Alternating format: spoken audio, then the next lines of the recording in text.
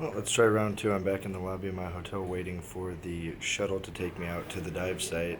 I'm gonna go snorkeling, if you didn't already know that, out at the Silfra fissure, which is in between the two tectonic plates that are North America and Europe. It's supposed to have crystal clear water. It's supposed to be absolutely beautiful, and yesterday a river near it flooded and all the mud and stuff ran into Silfra, so it was kind of murky and they didn't let us dive. So today, hopefully, everything is better. The weather looks a lot better. So let's hope. Oh, this you crazy mother.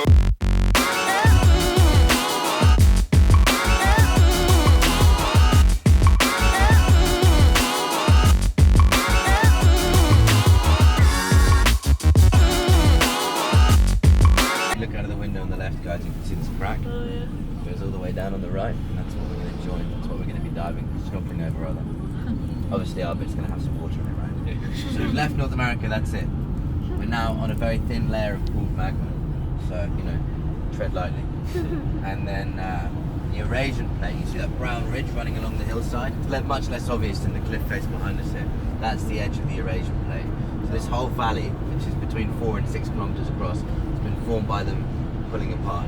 And Silfra, the crack that we're going to be swimming through today, that's where they're pulling up at the moment, getting wider every year.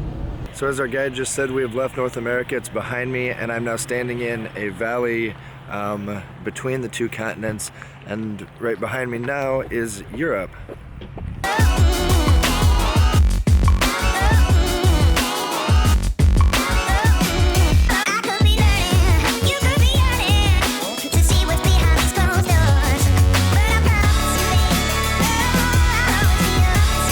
This is where they say the Icelanders formed the first parliament in the world. A bit confusing because the Greeks created democracy. We'll let them have it.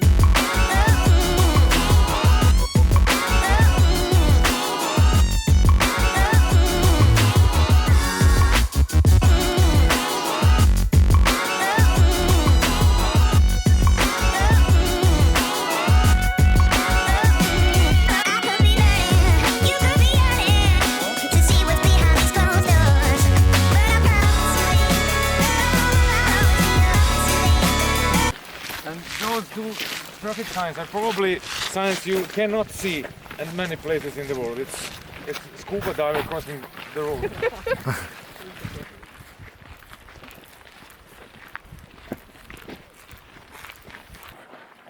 Yeah, once again I found the place. Very good.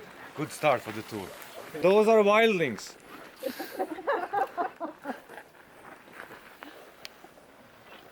You don't wanna meet them, you know. They don't like people wearing black. Maybe there are even white walkers. I don't know. They usually don't appear before Sundays. White walkers, probably wildlings. Damn tourists, they are everywhere. Oh, sorry guys. Welcome to Silfra, guys. It is most popular dive and snorkeling site in Iceland. All right, this place, Thingvellir National Park, is really remarkable for Icelandic nation, Icelandic people, both historically and geologically, because this is dividing point of between two tectonic plates. This is North American, this is Eurasian tectonic plate, and now we are standing in like no man's land, which is this valley, and it's dividing. They say about inch a year. I already told you guys, so I'm sorry you have to hear all that stupid jokes again. So you get much more for the money than people 10 years ago. For historical point, this was the place where first parliament was established. They would gather here from all tribes around Iceland. They would stay here for a couple of weeks. probably only drinking and, you know, no many smart decisions making. Women were usually, if they did anything, they would be sentenced to death because they are witches. All women probably were witches. And it was usually enough that your neighborhood or somebody else pointed you and said, she did that, black magic stuff. You know, if you cure somebody from disease, you're probably a witch, if you know how to do it. So they would sentence you to death and here on the parliament, and you would be drowned at spot, basically. There is a nice pit there, it's still called drowning pit, and they used to put a bag over her head and throw in in water. So if she floats, she is for sure witch. Then they will hang her. If she drowns, one witch less. Guys, if you would steal a horse, if you would kill somebody who was not slave, of course. If you would kill a slave, it's okay. Then the other guy who owns it, he just kills two of your slaves, then you kill 4 of his slaves, and so on, so on. But if you would kill somebody who wasn't slave, then you would be sentenced to death, probably, and that was Game of Thrones style. Except it was with axe. They didn't have Valyrian steel then back in the days. It was poor country. We don't do that anymore. I told you guys, don't worry. We don't do any witch drowning and chopping off heads, except for every 3rd Saturday between 10 and 12 o'clock. So it was last week. So you will, I'm sorry, but you will miss that. It was actually about a couple of years ago when bank crash was. They were actually considering, you know, like finding the old axe somewhere. There were a couple of guys who really deserved it. All right, about dive site. Yeah, dive site is really easy. You are snorkeling, so there is no much to tell you about buoyancy and controlling your buoyancy. It divides in 5 sessions. This first session is called Big Crack. It's deep and, well, it's wide. We call this wide session. Deepest point is just a little bit farther. There is enter to caves. Caves go down to 60 meters, something like that. But you don't have to worry about that. Nobody is going into any cave without wearing scuba gear. And the other cave is, there is a, if you would drop down here, there is a tunnel to that little pit over there, and there is a cave in the other side. It goes down all the way under the road, but nothing to worry about.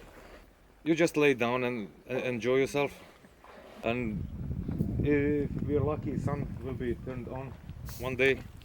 If you lose that left turn, current is picking up there, because you know you're getting closer to lake and current is picking up, and it's really hard to swim back. You know, if you lose the turn, we will probably wave you back and really shout at you. But it gets harder to swim back. And if you really go far, we will pick you up there where the steam yeah, where the steam is. We will pick you up there in November. And please remind me, ladies, to pick up that guy from June. Yeah. He must be. He must be there. He must be there already. I checked yesterday. He wasn't there yesterday.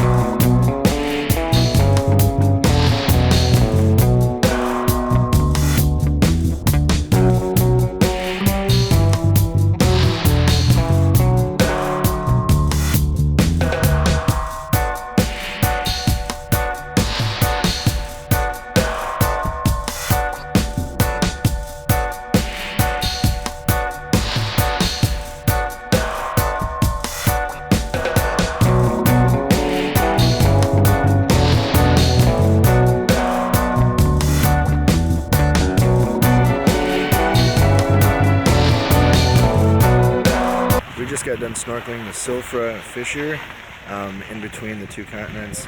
It was pretty cold, but the dry suits kept us pretty warm, and it was amazing scenery.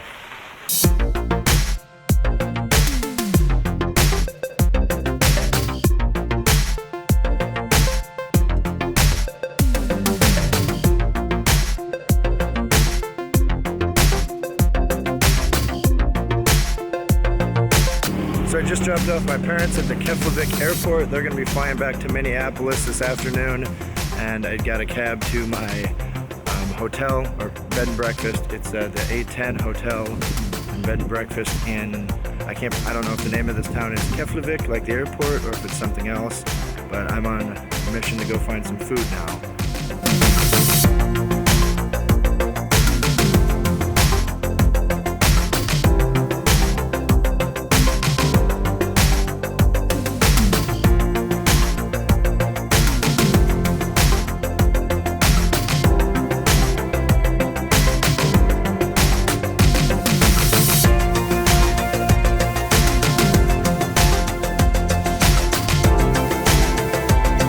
Had a pretty good sandwich at a local sandwich shop, and I'm gonna head back to my bed and breakfast now and get showered and get ready for my flight tomorrow morning at 7:40. So I've got to be to the airport by about 6. It's a nice little 1-bedroom bed and breakfast room with my own little mirror and closet. Not very big though.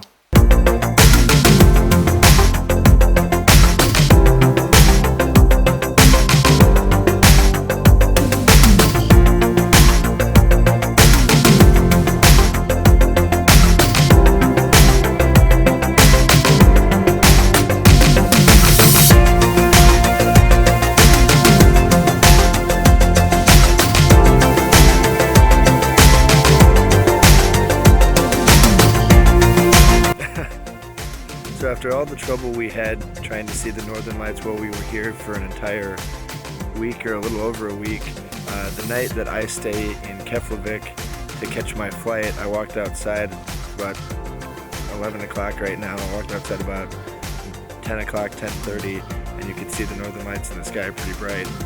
So it's a nice little send-off present from Iceland.